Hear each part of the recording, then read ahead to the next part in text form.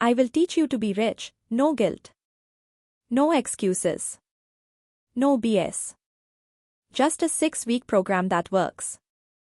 Book by Ramit Sethi. Introduction.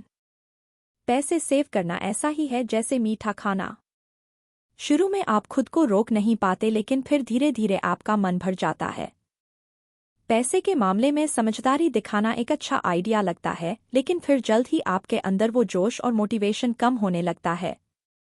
फिर आप पहले वाले रूटीन पर आ जाते हो, जब चाहे तब पैसे खर्च कर लिए और कोई हिसाब किताब भी नहीं रखा।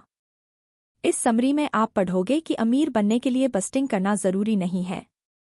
इस बुक के ऑथर रमित सेठी का मानना है कि बस्टिंग सिर्फ समय की बर्बादी है। लोगों को बजट बनाने की जरूरत नहीं है, बल्कि उन्हें अपने पैसे खर्च करने की आदत पर ध्यान देना चाहिए। इस समरी में आप सीखोगे कि अपने क्रेडिट कार्ड का कैसे बेहतर इस्तेमाल किया जाए, और आप सीखोगे कि पैसे को सोच समझ कर खर्च करना किस तरह एक पावरफुल हैबिट बन जाती है। ये समरी हमें सिखाएगी कि लाइफ में किए गए छोटे छोटे बदलाव हमें अमीरी की तरफ लेकर जाते हैं। Optimise your credit cards. अक्सर लोग क्रेडिट कार्ड के नाम से ही डरते हैं। असल में क्रेडिट कार्ड टर्म अपने आप में ही काफी नेगेटिव साउंड करता है। इसकी एक बड़ी वजह यह है कि जो लोग इसे सही ढंग से मैनेज करना नहीं जानते, उनका क्रेडिट कार्ड को लेकर काफी नेगेटिव फीडबैक होता है। क्रेडिट एक ऐसी चीज है जो आपको समझनी होगी, और अमीर बनने के लिए आपको इसमें एक्सपर्ट बनना होगा। लोग बड़ी बड़ी शॉपिंग करते वक्त क्रेडिट कार्ड का इस्तेमाल करते हैं, लेकिन जिनका क्रेडिट अच्छा है वो इस शॉपिंग से काफी पैसा बचा सकते हैं। जी हाँ, एक अच्छा क्रेडिट होना आपके पैसे बचा सकता है। लेकिन सबसे पहले ये समझना होगा कि क्रेडिट होता क्या है। क्रेडिट के 2 फैक्टर है, जो है क्रेडिट रिपोर्ट और क्रेडिट स्कोर। आपका क्रेडिट रिपोर्ट आपके अकाउंट और पेमेंट हिस्ट्री के बारे में बेसिक इन्फॉर्मेशन देता है। ये लेंडर्स यानी लोन देने वालों को ये जानने में हेल्प भी करता है कि आप दूसरे लेंडर्स को भी पे कर पा रहे हो या नहीं। साथ ही इसमें आपका पेमेंट बिहेवियर भी शामिल होता है, और ये भी पता चलता है कि कहीं आपकी कोई लेट पेमेंट तो नहीं है। आपका क्रेडिट स्कोर एक नंबर है जो लेंडर्स को बताता है कि आपको क्रेडिट देने में उन्हें रिस्क है या नहीं है, और अगर है तो कितना रिस्क है।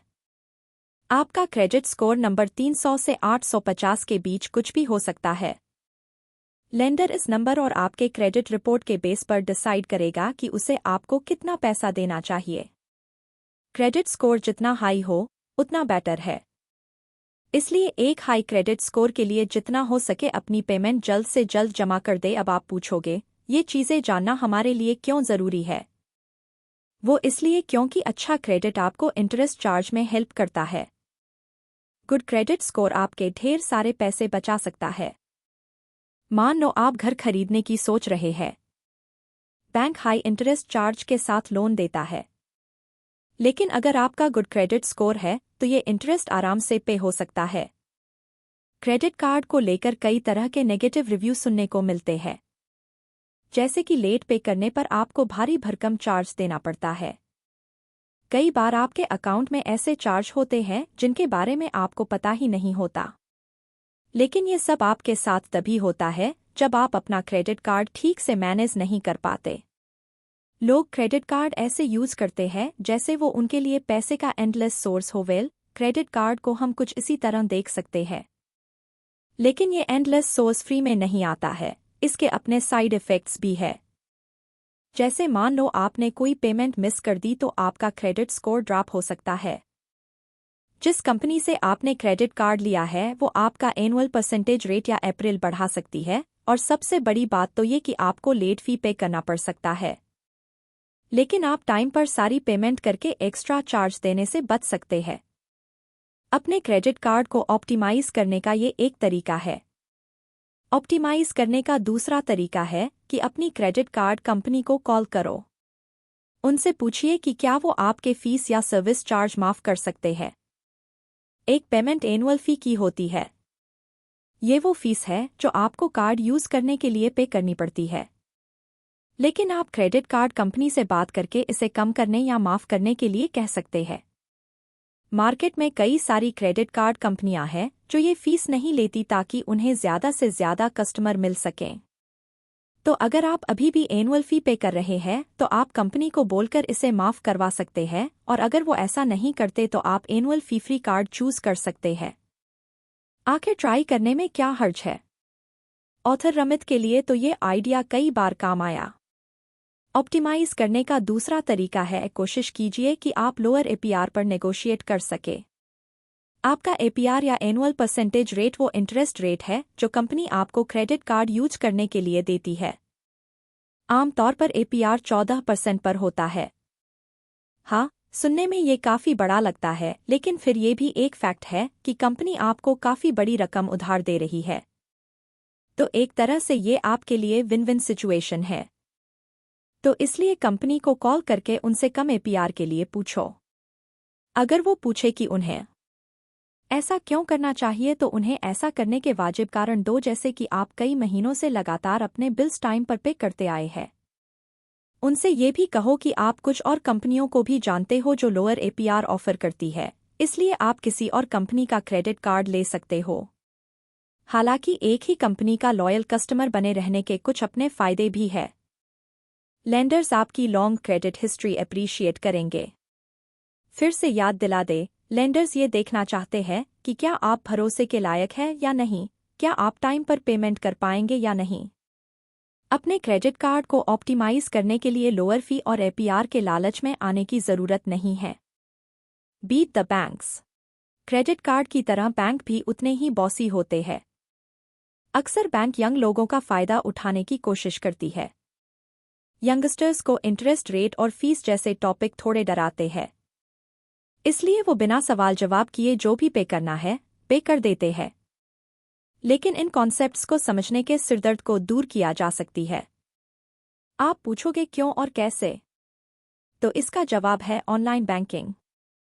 ऑनलाइन बैंकिंग बैंक के लिए एक अच्छा तरीका है कि वो अपने कस्टमर्स का इंटरेस्ट रेट बढ़ा सके। पैसे से जुड़ी हर सर्विस के लिए लोग बार बार बैंक जाना पसंद नहीं करते। इसके बजाय वो कोई सुविधाजनक तरीका ढूंढना चाहते हैं, और ऐसे में ऑनलाइन बैंकिंग एक अच्छा ऑप्शन नजर आता है। जो सेविंग आप ऑनलाइन बैंक में डालते हो वो बहुत ज्यादा बढ़ जाता है। ये वो फीस भी नहीं लेती जो नॉर्मली आपको किसी रियल बैंक चार्ज करती है। तो चलो ऑनलाइन बैंक और फिजिकल बैंक के बीच इंटरेस्ट रेट को कंपेयर कर लेते हैं। अगर आप $1000 जमा करते हो तो दो अलग अलग बैंक के इंटरेस्ट रेट अलग होंगे। ऑनलाइन बैंक्स अक्सर 3% रेट से स्टार्ट करते हैं। एक साल में आप उस इंटरेस्ट रेट से $30 कमा सकते हो। अब फिजिकल बैंक्स की बात करते हैं। ये बैंक्स आमतौर पर सिर्फ 0.5% इंटरेस्ट रेट देते हैं, यानी कि आपको अपने $1000 पर हर साल $5 मिलेगा।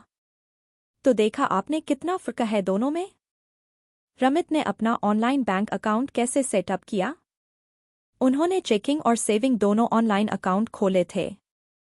चेकिंग अकाउंट वो होता है जहां आप पैसे जमा कर सकते हो और निकाल सकते हो। इसके लिए आप डेबिट कार्ड या चेक का यूज कर सकते हो। रमित की इनकम इसी चेकिंग अकाउंट में जाती है। फिर वो पैसे अपने बाकी के अकाउंट में ऑनलाइन ट्रांसफर कर देते हैं।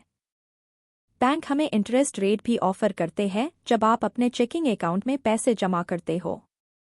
सेविंग अकाउंट, जैसा कि नाम से ही पता चलता है, वो अकाउंट है जिसमें आप स्पेशल मौकों जैसे हॉलिडे और फेस्टिवल के लिए पैसे सेव करते हो। पहले चेकिंग और सेविंग अकाउंट के बीच सिर्फ इंटरेस्ट का फर्क होता था। पहले सिर्फ सेविंग अकाउंट में इंटरेस्ट रेस्ट होता था, चेकिंग अकाउंट में कुछ भी नहीं। लेकिन जैसा कि हमने बताया है, कई बैंक अब दोनों अकाउंट पर इंटरेस्ट रेट ऑफर करते हैं। तो इन दोनों अकाउंट के बीच वाकई में क्या फ़र्क है? फ़र्क यह है कि आपको अपने चेकिंग अकाउंट से ही पैसे विथड्रॉ करने चाहिए। सेविंग अकाउंट को टच भी मत करो, क्योंकि इसमें आपके पैसे सेव होते हैं। और आपको अपने अकाउंट कैसे सेट करने चाहिए? तो रमित हमें कुछ ऑप्शन देते हैं।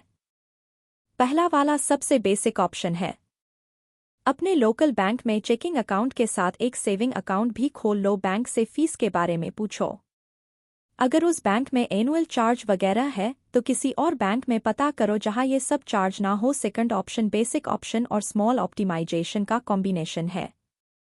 किसी लोकल बैंक में एक नो फी चेकिंग अकाउंट खोल लो। उसके बाद कोई ऑनलाइन बैंक ढूंढो जो सेविंग अकाउंट पर हाई इंटरेस्ट रेट देता हो। इस तरह से आप जब चाहे तब इजीली अपने चेकिंग अकाउंट से पैसा निकाल पाएंगे और आपका पैसा इजीली ग्रो होता रहेगा।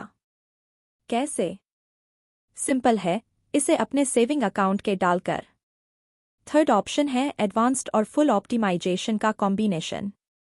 इसके लिए अलग अलग बैंक में कई सारे चेकिंग अकाउंट खोल लो। ये इसलिए है ताकि डिसाइड किया जा सके कि कौन सा बैंक बेस्ड इंटरेस्ट और सर्विस प्रोवाइड करता है। रमित ने भी थर्ड ऑप्शन चूज किया था। उनका एक चेकिंग अकाउंट लोकल बैंक में है और दूसरा चेकिंग अकाउंट ऑनलाइन बैंक में। आप सेम यही चीज सेविंग अकाउंट के साथ भी कर सकते हैं। ऑप्शन आपको खुद चूज करना होगा जो आप अपनी फाइनेंशियल पोजीशन के हिसाब से डिसाइड कर सकते हो। क्या आप एक बिना झंझट का अकाउंट चाहते हो? फिर आपको फर्स्ट ऑप्शन चूज करना चाहिए। पर रमित कहते हैं कि अपने सामने लिमिटेड ऑप्शन मत रखो। क्यों ना सेकंड या थर्ड ऑप्शन ट्राई किया जाए। ये दोनों ऑप्शन गारंटी के साथ आपके पैसे ग्रो करने में हेल्प करेंगे। कोई भी बैंक चूज करते वक्त 3 चीजों का ध्यान रखना होगा। ट्रस्ट, कन्वीनियंस और फीचर्स। ट्रस्ट तब होता है जब बैंक आपसे कोई हिडन यानी छुपे हुए चार्ज या फीस नहीं लेता। बड़े बैंक्स हमेशा अनलिमिटेड कस्टमर्स बनाने पर जोर देते हैं, इसलिए वो चुपके से आपके अकाउंट में से अपनी फीस काट लेते हैं। आप चाहे तो अपने दोस्तों से पता कर सकते हैं कि कौन सा बैंक भरोसे के लायक है। एक और तरीका है कि बैंक की वेबसाइट पर जाकर देखें। अगर वो अपनी फीस को लेकर ट्रांसपेरेंट है तो समझ लो उस पर ट्रस्ट किया जा सकता है। कन्वीनियंस यानी इजी एक्सेस। आपके लिए पैसा मैनेज करना इजी होना चाहिए और बैंक को भी बढ़िया कस्टमर सर्विस प्रोवाइड कराने पर फोकस करना चाहिए। अगर आपको कोई प्रॉब्लम है तो उन्हें तुरंत आपकी मदद करनी चाहिए। फीचर्स को हम वैल्यू एडेड सर्विसेज के तौर पर देख सकते हैं, जैसे कि मान लो bank high interest rate offer करता है और साथ ही पैसे को ट्रांसफर करने की सुविधा फ्री में देता है। Conscious spending. जब आप सोच समझकर खर्च करते हो तो इसका मतलब आप अपने पैसे की वर्थ समझते हो। कितनी बार आपके साथ ऐसा हुआ कि ज्यादा खर्च करने के चक्कर में आपका बजट गड़बड़ा गया? रमित भी कई बार ऐसी सिचुएशन से गुजर चुके हैं। अपनी हर खरीदारी का ट्रैक रिकॉर्ड रखना कोई सोल्यूशन नहीं है, बल्कि असल में ये तरीका जरा भी इफेक्टिव नहीं है। बात बजट की करे तो बजटिंग सिर्फ थ्योरी में अच्छी लगती है। प्रैक्टिकली अगर देखा जाए तो कोई भी एक एक पैसे के खर्चे का हिसाब नहीं रख सकता, क्योंकि ये बोरिंग भी है और थकाने वाला काम भी। लेकिन रमित के पास इसका एक सॉल्यूशन है। आप एक कॉन्शियस स्पेंडिंग प्लान क्रिएट कर सकते हो। ये प्लान एक तरीका है जिससे आप हर महीने पैसे खर्च भी कर पाओगे और इन्वेस्ट भी, और आपकी सेविंग भी होती रहेगी। आपकी लाइफ से अब वो टाइम जाने वाला है जब आप सोच सोच कर परेशान होते थे कि आखिर आपका पैसा गया तो गया कहाँ। कॉन्शियस स्पेंडिंग प्लान थ्रिफ्ट यानी कंजूस बनने पर फोकस करता है। आप शायद इस वर्ड को सुनकर नाभौ सिकोड़ ले तो क्या आपको सस्ते में काम चलाना पड़ेगा? जी नहीं, थ्रिफ्ट यानी कंजूस होने और चीप होने में ज़मीन आसमान का फर्क है। थ्रिफ्ट होने का मतलब है सिर्फ उन्हीं चीज़ों पर खर्च करना जो आपको चाहिए। थ्रिफ्ट होने का मतलब ये नहीं है कि आप अपने खर्चों में कटौती कर ले, बल्कि ये हमें डिसाइड करने में हेल्प करता है कि हम उन्हीं चीज़ों पर खर्च करें जो हमारे लिए वाकई में इम्पोर्टेंट है। लोग अक्सर थ्रिफ्टिंग को मुश्किल इसलिए समझते हैं क्योंकि वो डिसाइड ही नहीं कर पाते कि उनके लिए क्या इम्पोर्टेंट है और क्या नहीं। अब जैसे लीजा को ही ले लो, वो साल के करीब $5000 तो जूतों पर खर्च करती है। यानी अगर मान के चले कि एक जोड़ी जूते की कॉस्ट $300 है तो उसके पास 15 जोड़ी जूते हैं। आप शायद सोच रहे होंगे ये तो कोई कंजूसी नहीं है, लेकिन हम कहते बिल्कुल है। लीजा को अच्छी खासी सैलरी मिलती है। वो अपनी एक रूममेट के साथ एक छोटा सा फ्लैट शेयर करती है। उसके पास कोई होम में इस्तेमाल होने वाली मशीन या गैजेट भी नहीं है, और सबसे बड़ी बात तो ये है कि लीजा ने कई इन्वेस्टमेंट कर रखी है। हर महीने की शुरुआत में वो कुछ पैसे अलग से अपनी सेविंग और इन्वेस्टमेंट के लिए रख देती है। पर लीजा को जूतों का बड़ा शौक है, ये उसके लिए इम्पोर्टेंट शॉपिंग है। यही वजह है कि वो उसका खर्चा सिर्फ जूतों पर होता है। इसलिए वो बाकी चीज़ों पर कॉम्प्रोमाइज़ करती है ताकि वो मनपसंद जूते ले सके। कॉन्शियस स्पेंडिंग प्लान के 4 फैक्टर होते हैं। फिक्स्ड कॉस्ट, इन्वेस्टमेंट, सेविंग्स और guilt free spending money. Monthly fixed cost, ये वो चीजें हैं जिनके लिए आपको पे करना पड़ता है। जैसे एग्जाम्पल के लिए रेंट, रोजमर्रा के जरूरत का सामान और स्टूडेंट लोन। आपको अपनी इनकम से 50 से 60% इस फैक्टर में देना होगा। लेकिन आप ये फिगर आउट कैसे करेंगे? सबसे पहले तो अपने फिक्स्ड कॉस्ट की लिस्ट बना लो। ये उनमें से कुछ भी हो सकते हैं जो हमने ऊपर बताए हैं। आप पब्लिक ट्रांसपोर्ट, ग्रोसरी और कपड़े वगैरह ऐड कर सकते हो। अगर आप नहीं जानते कि किस चीज पर आप कितना खर्च करते हैं तो थोड़ा पता लगाइए। पिछले 3 महीने के अपने क्रेडिट कार्ड स्टेटमेंट या शॉपिंग रिसीट पर एक नज़र डालिए। फिर सबको ऐड करके लिखिए।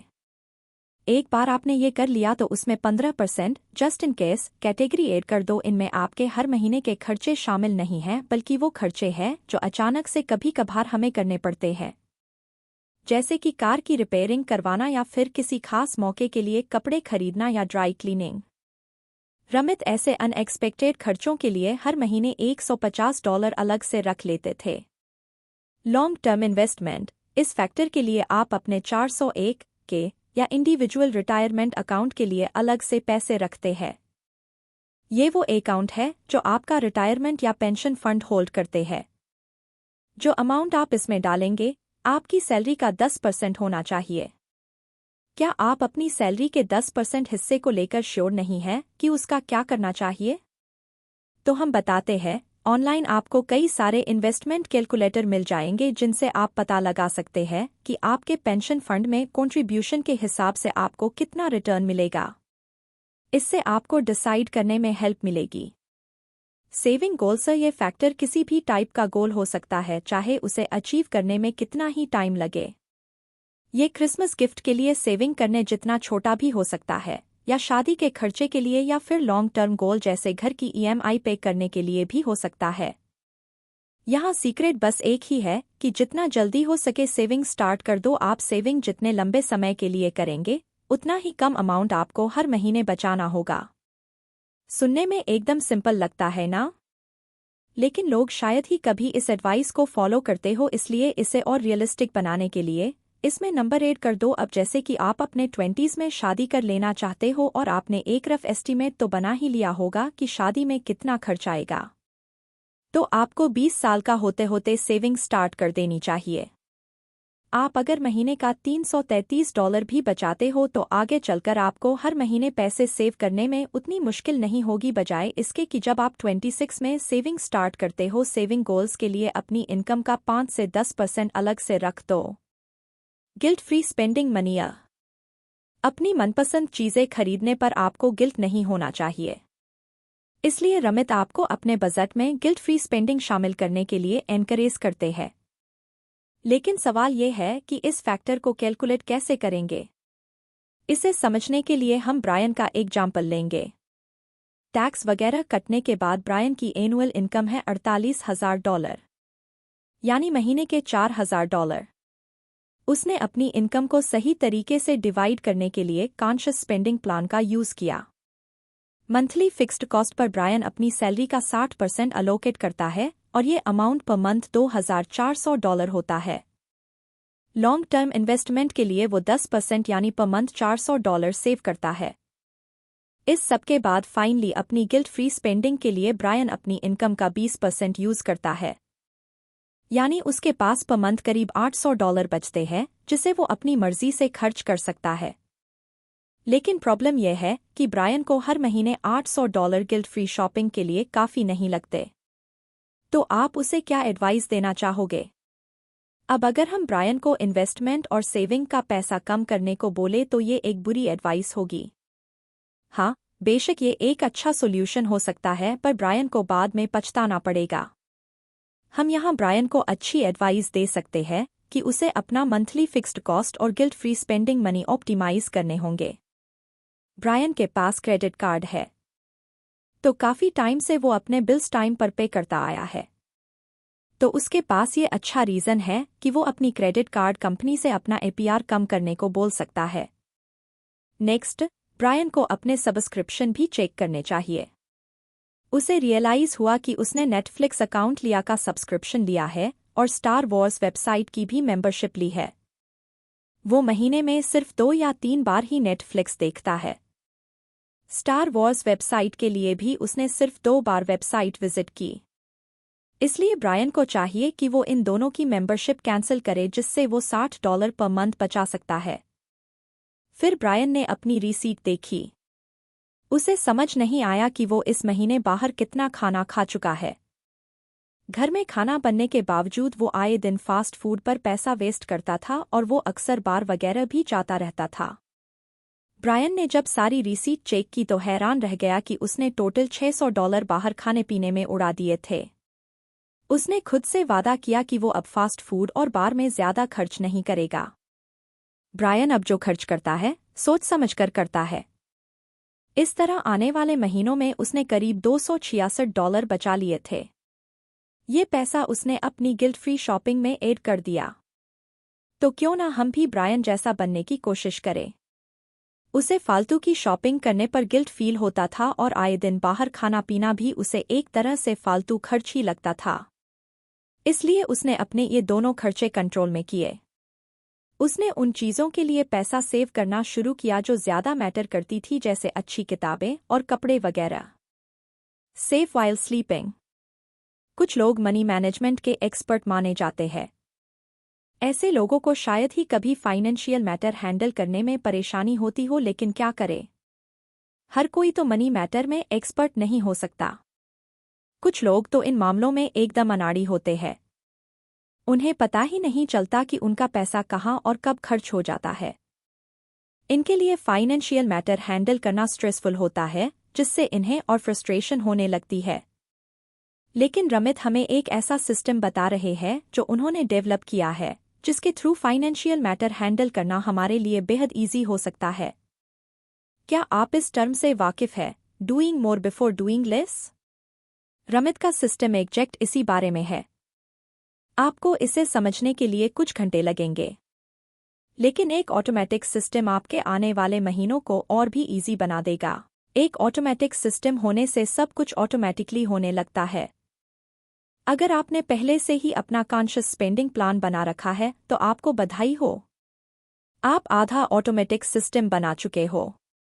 अब जैसे मिशेल को ही ले लो, उसे बाकी लोगों की तरह ही मंथली सैलरी मिलती है।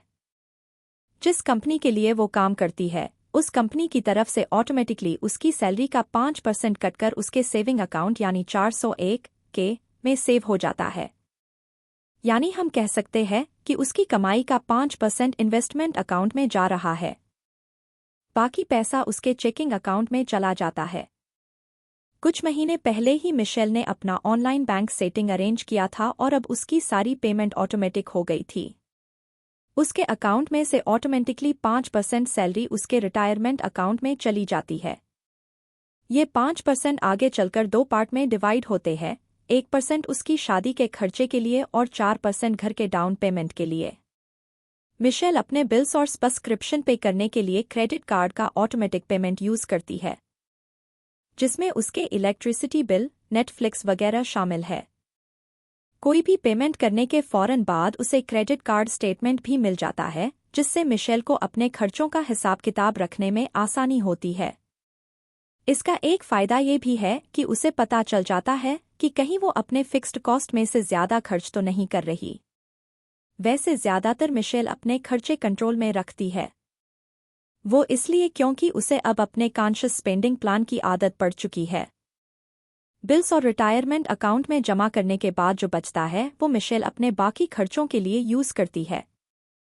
उसे बाहर खाने और कपड़े खरीदने का शौक है तो वो अपने शौक भी पूरे कर लेती है, लेकिन वो जितना हो सके उतना लिमिट से चलती है।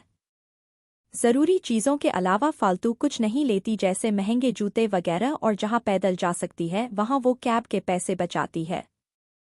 ऑटोमेटिक मनी फ्लो के लिए अपने सारे अकाउंट को साथ में लिंक कर दो। हर चेकिंग के लिए एक चार्ट बनाओ, सेविंग, क्रेडिट कार्ड और इन्वेस्टमेंट जो भी आपके पास है। इससे आपको हर सिंगल परचेज का हिसाब रखने में आसानी होगी। अपने चेकिंग अकाउंट को अपने क्रेडिट कार्ड अकाउंट से लिंक कर दो, ऑटोमेटिक ट्रांसफ़र सेट कर दो ताकि जब आपको ज़रूरत पड़े आप अपने बिल्स पे कर सके। साथ ही अपने चेकिंग अकाउंट को भी सेविंग अकाउंट से लिंक कर दो। जाहिर है आपकी सैलरी का 5% वही सेव होगा जिसके लिए आप सेव करना चाहते हो। कंक्लूजन। सबसे पहले तो आपने जो चीज़ सीखी वो है अपना क्रेडिट कार्ड ऑप्टिमाइज करना। एक गुड क्रेडिट स्कोर से लेंडर्स के लिए इजी हो जाता है कि वो आपके ऊपर ट्रस्ट कर सके और जब वो ट्रस्ट करेंगे तभी पैसा उधार दे पाएंगे।